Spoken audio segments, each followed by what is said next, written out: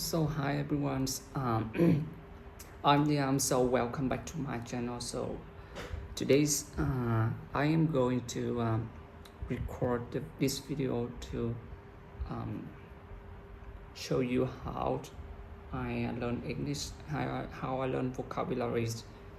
Um, uh, for now, I'm using the Anki web to learn vocabularies. So I think Anki is very good.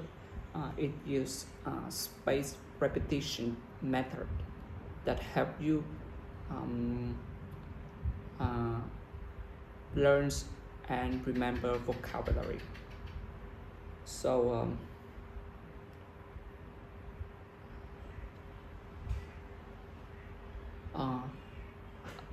you probably made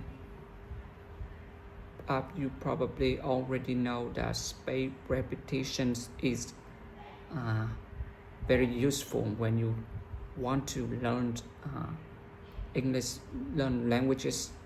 Uh, in this case, is English. Uh, learn vocabulary. So space repetitions is a method that um, when you learn vocabularies or something new in language, so your brain cannot immediately remembers that those of vocabulary, those grammars in the first time. You know, you have to practice for the first time, and you can practice again on after 2 days, a week, or a month, based on the levels.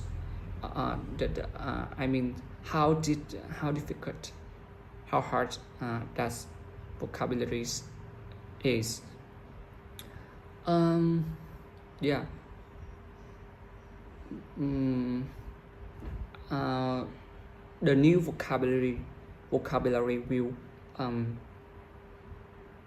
input in your short-term memory in order to remember and use in the future. You have to put that vocabulary in long-term memory. So that is the reason why we have to practice we have to use space repetitions that help you remember the word, the vocabulary, the grammars, and input it into the long-term memories. That is the reason why.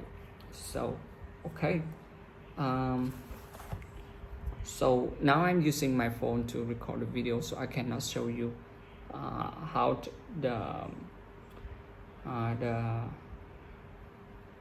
how the Anki web look like, but yeah. But after I learn vocabularies, I will shadow podcast from WhatsApp English. Yeah, and yeah.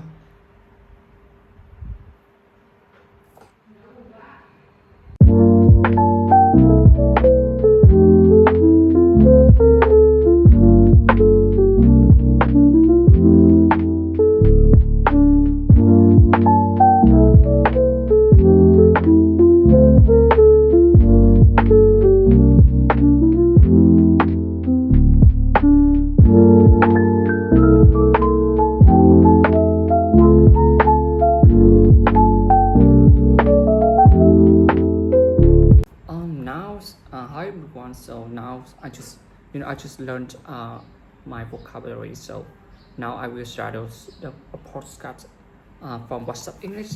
The podcast is talk. The podcast talk about a girl who can predict disaster. These days um, there are many, devastating natural disaster because of climate change, right? Pollution and many factors can cause the disaster. So yeah, let's get started. Okay. Your email. All right, so Let's get started with the first story. In this podcast, there are two stories. The first story talked about a girl who can predict natural disaster, and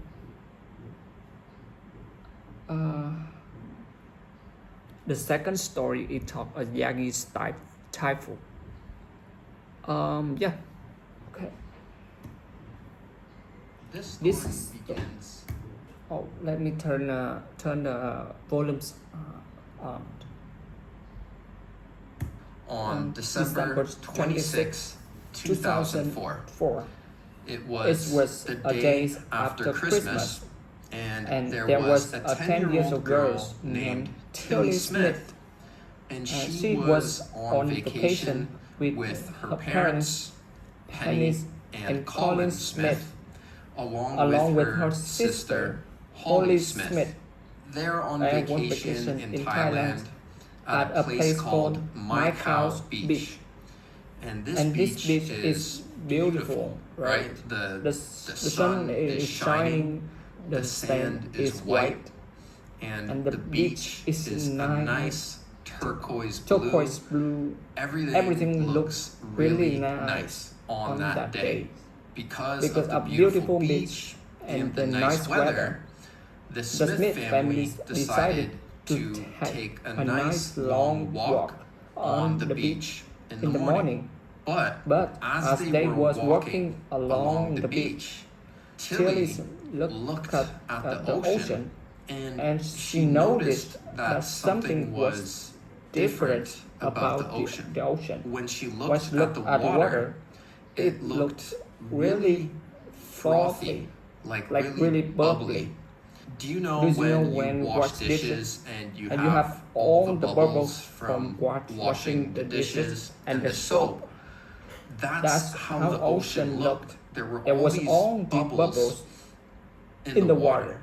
Not only that, but the water was not as calm as they thought it would be. And something really weird was that the the tide, which which usually comes in and out, right? You're at a beach, at the beach, the water comes come in and and out. out. But But instead, instead, it just kept on going out. Like Like it wasn't coming in. The waters had moved out really far. So far that you could actually see a lot of the sand that you usually would not be able to see. So imagine you're walking along the beach and then you realize the water just isn't there anymore. It moved way far back. And not just that, but there's all these bubbles like someone was washing dishes in the ocean. It looked really strange. And when Tilly saw these signs, like the water far back and the bubbles, she started to get really nervous. The reason she started feeling nervous was because she remembered a lesson from her science class just a few weeks ago. And in that lesson, the teacher was explaining what it meant when you saw these signs. So to be honest, I feel a bit tired, to be honest. But I need to take a rest a little bit after I back to and shadow and continue shadowing this podcast. Hold on, please. Wait a second. Okay, I just get a water, so just bring a water. So because you can see that you don't see my classes, because I don't know where I put it, where I cannot find my classes. So that is the reason why I had to open my eyes, try to open my eyes to that I can try to see the words in the video, see the subtitle on the video. So does it make my eyes a bit tired? I don't know how to use tired, but make my eyes uncomfortable. Okay, let's get started. So because of this, Tilly starts getting scared, and she goes to her parents, and she tells them, we need to get off the beach right now. This is really dangerous. This is urgent. We need to go. Tilly stayed calm, but she wanted her parents to know how serious this was. But you know, since she was a 10-year-old girl, her parents were like, yeah, okay, Tilly, and just kept on walking. They ignored what she was saying at first. Because of this, Tilly started becoming more hysterical, like more panicked, to the point that she just sat down on the sand. She wouldn't walk anymore. And she just told her parents, like, please, we need to go. I know what this means, and it's not good. So finally, her parents kind of started to listen. Her mom kept walking. However, her father started to feel a little nervous, and he said, fine, let's go back to the hotel and let's talk to the staff. So then Tilly, with her father, went back to the hotel, and they told a security guard about what Tilly was worried about. They told him that, the signs on the beach of the bubbles in the water and the water being really far back from the shore was a sign of something really bad. What they said to the security guard was that there was going to be a tsunami. At that time, there was actually a Japanese guy who was right there while they were talking to the security guard. Tsunami is a Japanese word, and that Japanese guy knew what it meant. And he said, actually, yeah, there was an earthquake in Sumatra not long ago, so your daughter is probably right. So then people finally started to take Tilly seriously. The security guard went out to the beach, and he started waving the people to come back to the hotel to safety. Because of that, they were able to evacuate dozens of people from the beach. Not only that, but Tilly's father also ran back to get his wife and her sister, and he told them, like, get back here, there's a tsunami coming. So luckily, the family was able to make it to the second floor of the hotel when the tsunami hit. When the tsunami hit, it was huge. They described it as a wall of water 30 feet high. As you may know, a tsunami is a giant wave, basically, right?